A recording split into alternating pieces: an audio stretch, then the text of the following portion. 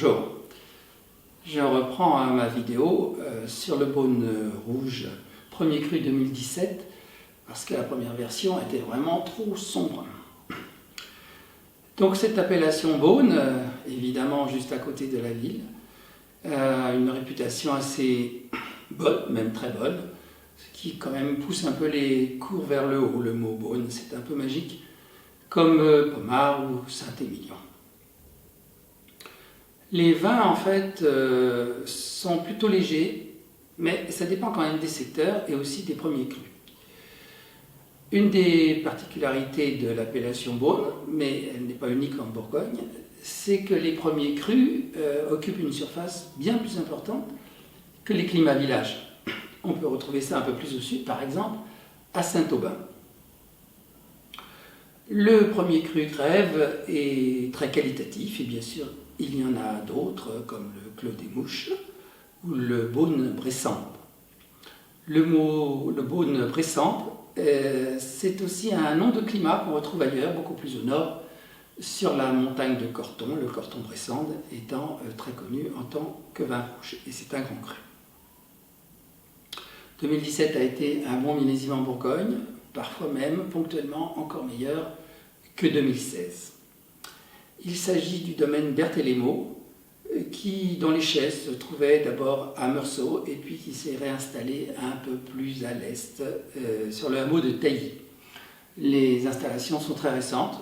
Quand je leur ai rendu visite, c'était en mars 19 et ils venaient juste de s'y installer.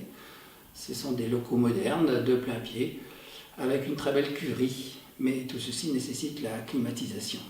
Et avec tout ce dont on parle aujourd'hui, avec le climat et les consommations d'énergie, c'est certain que tous ces locaux industriels ou semi-industriels qu'on monte très vite et de plein pied, avec beaucoup de climatisation, coûtent une note en énergie considérable.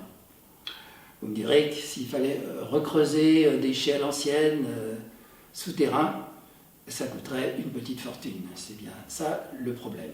N'empêche que, au niveau mondial, la climatisation représente un poste de consommation électrique hallucinant qui doit, je crois, osciller vers 30%.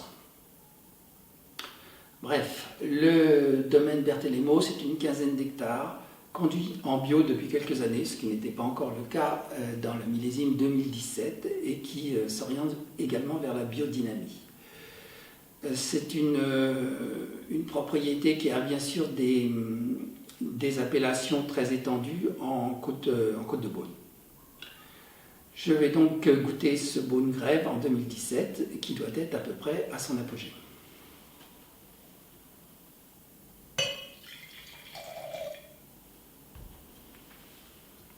La robe est belle, rubis. Elle est en train de se tuer. Le nez est intense, entre cerise et pruneau, et des notes florales sur la rose.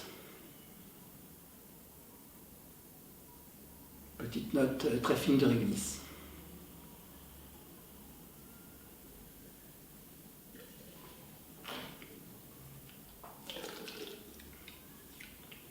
Le vin a beaucoup de caractère, reste relativement léger, avec des tanins fins.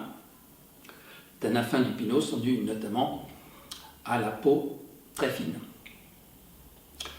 C'est un vin qui entame son apogée et qui a encore de l'avenir, même si d'une manière générale, les Bourgognes rouges modernes évoluent assez vite et peut-être même un peu trop vite, mais ça c'est encore un sujet un peu compliqué sur l'évolution des vinifications et j'aurai certainement l'occasion de vous en reparler.